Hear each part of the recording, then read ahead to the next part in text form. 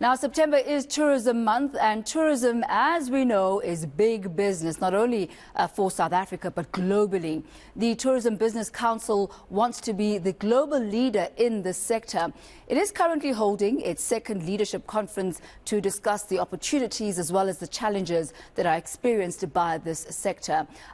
Gareth Edwards is in Sun City, and you will know this from last night. Actually, he's been crossing through from Sun City since yesterday, but we've also managed to speak to him earlier on today.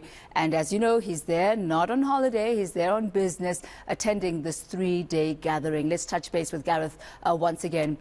Gareth, I see you are still very much in business mode. You are still very serious about getting your job done and haven't quite gone back to the Valley of the Waves so far.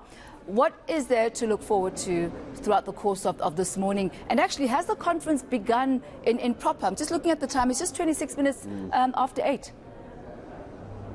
Yeah, morning everyone, quite right. Not down at the Valley of Waves for the moment. Don't worry, if you want a little sneak peek as to whether or not Gareth can surf, maybe stay tuned for just before 9 o'clock. Apparently the GM of Sun City, Brett Hoppy, has gone to go and find his surfboard for me. He's challenged me to go and jump in the Valley of the Waves. Let's see if that happens. You want a good laugh, stick around for that. Welcome back everyone, quite right. So the conference getting underway. It's supposed to be underway-ish. Everyone is just getting some coffee. They've begun to make their way into the conference centre as far as delegates are concerned. Big discussions that need to be had from within the sector, also from government side. We're going to have the two ministers here later, the Minister of Tourism and the other Minister of Home Affairs as well. Lots of issues to discuss. But you're probably wondering, why is it that we find ourselves in this province? Why do we find ourselves here at Sun City? Well, let's bring into the conversation and find that out, shall we?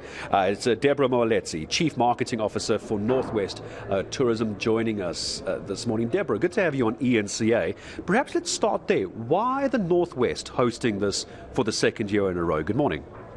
Well, good morning, Gareth, to you and the eNCA viewers at home. For us, it's a great opportunity as a province. I mean, just to show that we are capable of hosting events of this magnitude. I mean, in the MICE space and the business event space, you know, it's very important to compete with the other provinces and to show that we've got the capability. And more importantly, Sun City is that one-stop venue that offers the best in accommodation, conferencing and banqueting, you know, in terms of sports tourism, adventure tourism. So it really does cater for all of our different delegates coming in, and hopefully they will be extending their stay after the conference as well. And we'd certainly like to leverage on this relationship with TBCSA and hopefully keep this event in the province for the next coming years as well. Obviously, we're talking government and private partnerships. I want to get your thoughts on that. I've now heard that from the TBCSA chairman. I've heard this from the the general manager of Sun City. That's from their private sector side. From the government side, what does a public and government partnership actually look like? Private and government partnership. What does it actually mean from government side? So a conference like this is very important for us because it literally brings about all the important stakeholders within the tourism value chain. And I mean, government, as much as we're responsible for developing the different policies within the tourism industry, it's so important that private sector forms a part of this conversation because ultimately they're responsible for the execution and making sure that we are able to curate the most memorable experiences for our tourists coming into South Africa and the various provinces as well. Couple of issues we need to talk about. There's great ideas. They're all going to come out of the conference as well, Deborah. Two issues which stand out. One is a national problem. I'm sure you know what I'm going to ask you.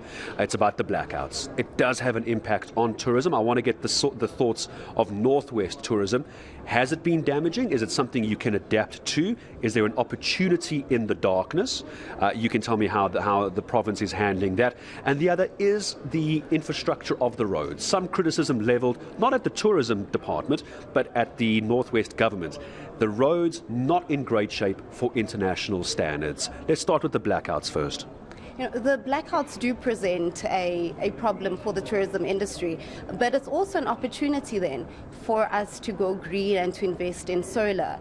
And that's something that the National Department of Tourism, they've got an initiative at the moment where they actually are assisting most of our product owners to be able to access solar. So it's all about diversification and being agile by being able to actually adapt and still curate an experience that will be memorable for tourists coming into the country. But you spoke about the roads a little bit area. It's very important for us to establish very positive intergovernmental relations. I mean, we can only bring about so many tourists into the province, but it's very important that we create a safe environment where community and safety comes in, and also public works and roads. And one thing that I can tell you is that our Premier is making sure that those conversations are had where different stakeholders from the various entities and the various departments come together to find solutions of how we can assist each other to make sure that the Northwest Province is marketed as a preferable destination of choice. You got festive season coming up. I can't believe we're in 2023, Deborah. We're already talking about Christmas and the festive season. Timelines on those infrastructure conversations. Could the roads, the problematic roads, will they be up and running and repaired properly by December? That's the hot spot, isn't it? That is the hotspot. I'm glad to say that one of the most important roads that connects actually Lanseria Airport to Bojanala, being our biggest tourism hotspot right now, is currently under maintenance. So I'm glad to say that, yes, Public Works and Roads is playing their role with making sure that they listen to the complaints from our tourists, and they are doing what they can to make sure that they're able to assist us in repairing those roads. Someone who's never taken the time, we've got 9 beautiful provinces. I want to say the Northwest in Mpumalanga arguably for me has the best weather. Every province is going to say they've got the best weather. Of course they are. Someone who's never been up this side of the world, they stick to the coastal areas. How do you convince them to come here, bring their tourism money to the Northwest when you're competing with 8 other beautiful provinces? Absolutely, and thank you so much for that question. We've got 4 amazing districts, each with its unique experiences, hidden gems, as well as amazing packages. Bojanala obviously being our largest one where Sun City is located. But we've got the best to offer with regards to agricultural tourism, sports tourism, adventure tourism, with Harties just at the doorstep of Gauteng as well. So it's something that's worth getting into, but something that sets us apart from any other destination marketing outlet is the fact that we're a predominantly rural province. So we've got the most authentic and amazing village and township tourism experiences. So come and experience our warm weather, come in and experience our hospitality and the best that we can offer with regards to conservation, with regards to, we've got amazing hospitality training institutions as well, amazing universities. We actually have a lot of students from Africa and other provinces that are coming into Northwest University. So it's something worth checking out. And with regards to game drive and safari, I hope that you're going to go next door to Pilanesberg and check it out and go for a game drive. It's something worth seeing, and you'll definitely be seeing 5 or maybe 4 of the big 5. That I can definitely guarantee you. So it's an experience worth having while you're in the Northwest Province. Oh, if there's a game ranger watching now, you never promise a guest that you're going to see 4 of the big 5. Bakatla is one of my favorite ones. Been there a couple of times. Deborah, thank you very, very much for coming on to eNCA to talk to us. So it is a good story to tell. It really is in the Northwest. It's one of those provinces, Tami, as I come back to you, that is aware that there are some issues. They're not hiding away from the infrastructure issues at all, but there are other attractions that they need to try and get people to. We've got the festive season coming up. They're going to work on those small problems. They're going to work on those road infrastructure issues, which have been very public. They've been public, but as long as they know the problem, they can work on that and hopefully get even more people to come up to the Northwest. Tami, let me come back to you for the moment. A quick reminder for those viewers just tuning in. We're going to have Sally Burdett hosting South Africa tonight here from Sun City, not here in this conference centre. I think she likes the Valley of the Waves, Tami.